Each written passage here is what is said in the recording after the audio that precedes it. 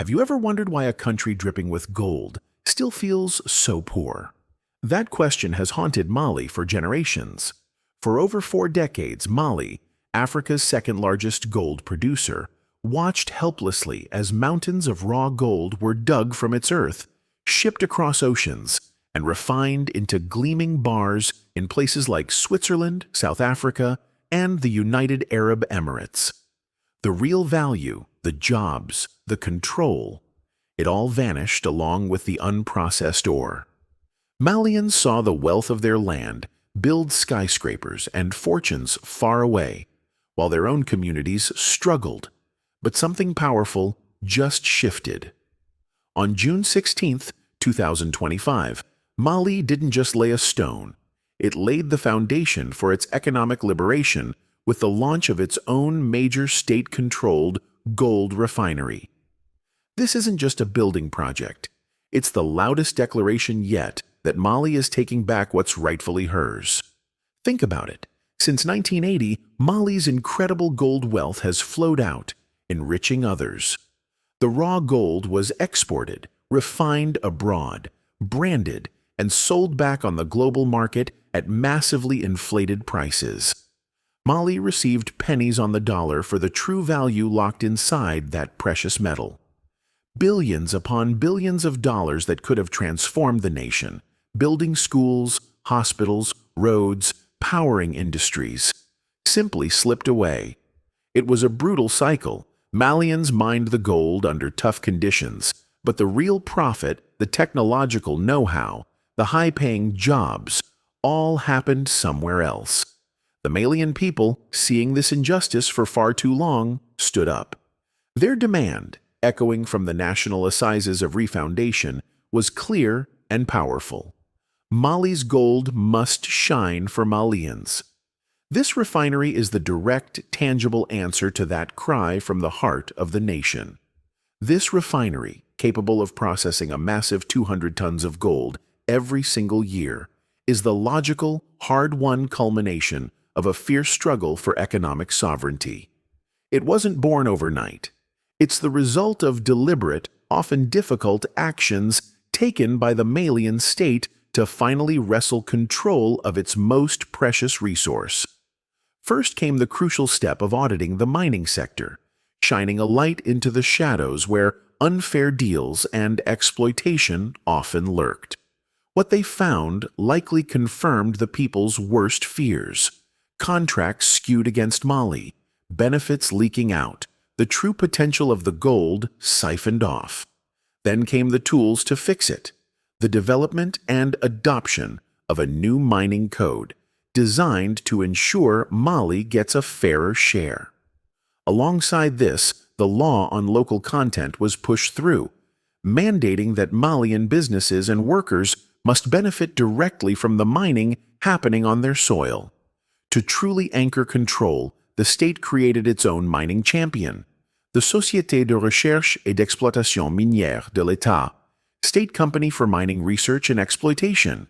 And critically, they went back to the table, renegotiating those old, lopsided contracts where the interests of the Malian people had been trampled, securing better terms for the nation's future. The significance of this refinery goes far beyond bricks and mortar or even impressive processing capacity. It's an iron fist inside a velvet glove, a powerful assertion of Mali's economic sovereignty.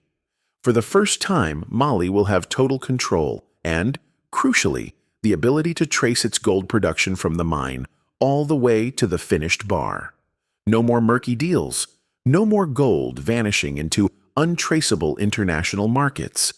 Every ounce refined in this facility will bear Mali's stamp, Mali's guarantee.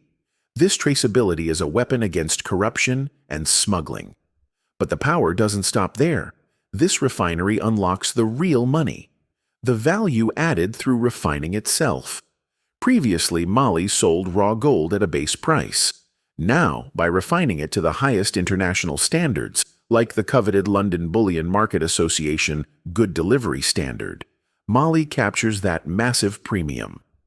Estimates suggest this single act, refining their own gold instead of selling it raw, could inject over $950 million annually into the national coffers. That's roughly 20% of the entire national budget. This isn't foreign aid. This isn't a loan with crippling interest. This is Mali creating its own wealth on its own terms, from its own resources. The mechanism for this transformation is clear and uncompromising. This new state refinery will be the sole entity permitted to refine all gold produced by mining companies operating in Mali. Every ounce mined, whether by a giant multinational or a smaller operation, must now pass through this Malian facility. This centralizes control, guarantees the state its rightful share and royalties on the refined value, and ensures the gold truly benefits Mali first. This mandatory domestic refining is the cornerstone of the entire strategy. It slams the door shut on the decades-long practice of exporting raw wealth. It forces the value addition to happen right here, on Malian soil, and this shift creates opportunity on a massive scale. The construction phase alone is generating 1,500 direct jobs. Once operational, hundreds more Malians will be needed. Engineers operating the sophisticated refining equipment, technicians in the analytical laboratories ensuring purity, security personnel guarding this national asset, logistics experts managing the flow of gold in and finished bars out, administrators, maintenance crews, and trainers. Then come the indirect jobs, suppliers, transport companies, local service providers sprouting up around the refinery complex. This is about more than paychecks. It's about Malian youth finally seeing a tangible future for themselves within their own country's most important industry. It's about skills transfer, building a generation of highly trained Malian experts in mineral processing, knowledge that stays within the country. The contrast with the past couldn't be starker.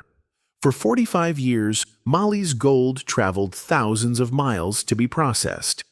Places like Switzerland, South Africa, and the UAE built entire industries and reputations as gold hubs on the back of Mali's and other African nations' raw materials. They captured the refining fees, the trading profits, the financial services, and the prestige.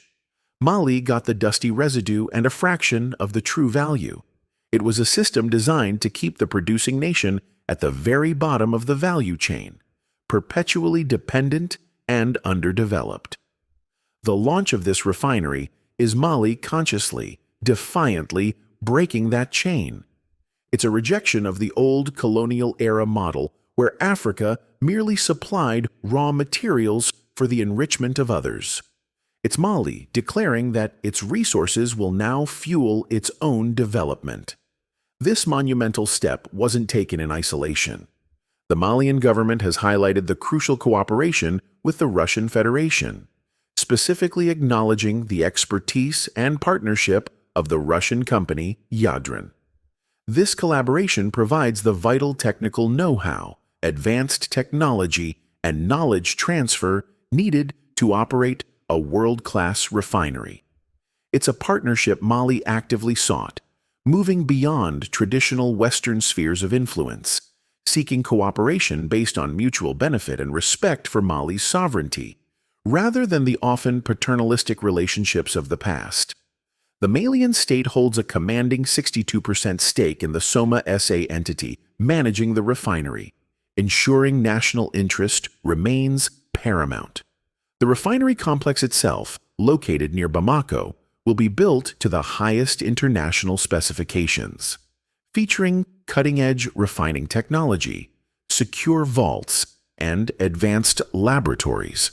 Its capacity isn't just for Mali. It's designed to potentially process gold from neighboring countries, positioning Mali as a future regional refining hub for West Africa, further amplifying its economic and strategic importance.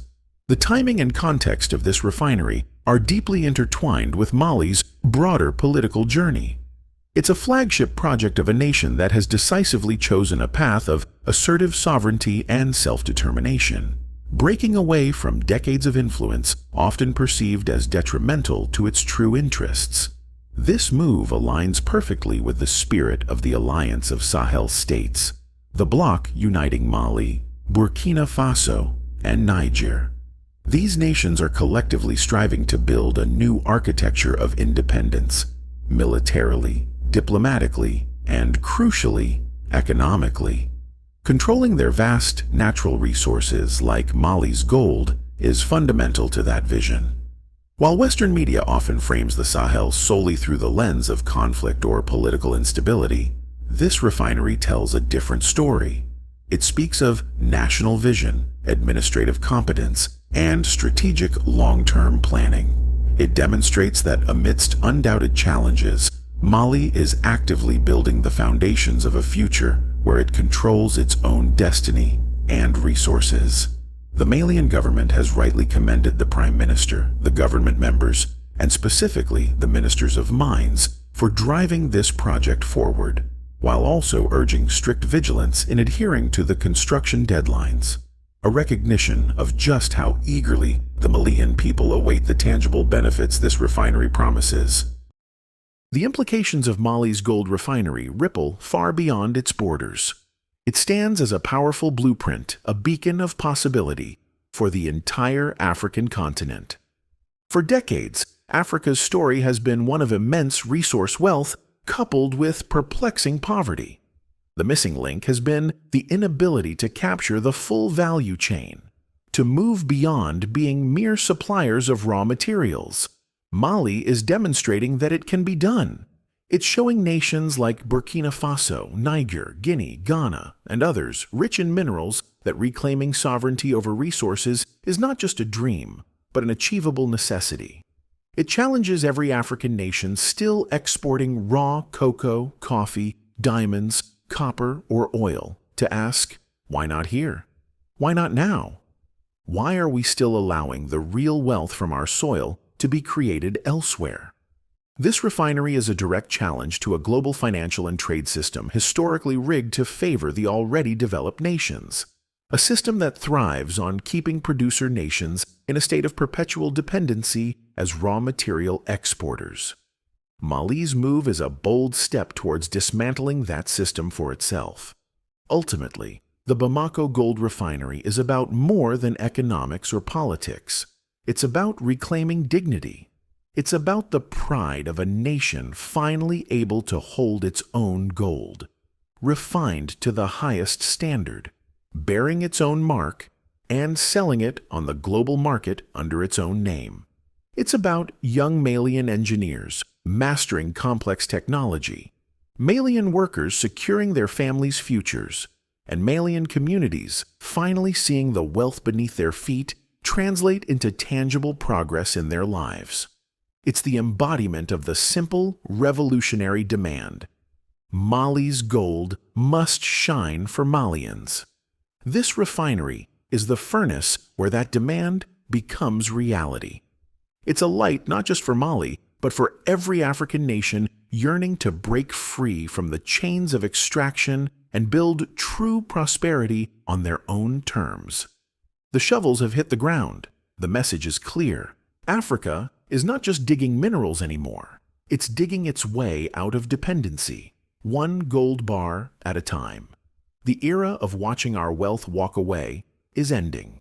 The era of building our own future has begun. If you believe in this vision, if you stand for African nations taking control of their destiny and resources, then support channels like this that bring you these crucial stories. Consider gifting a super thanks to this video. Any amount makes a huge difference and helps us keep producing independent content that challenges the narrative. Or, for even deeper access and to be part of our core community, think about becoming an Uplifting Africa channel member. You'll get exclusive perks, behind-the-scenes content, and the satisfaction of directly fueling media dedicated to African progress and self-determination. The links to support us are in the pinned comment below and in the description box. Together, let's amplify the stories of Africa rising.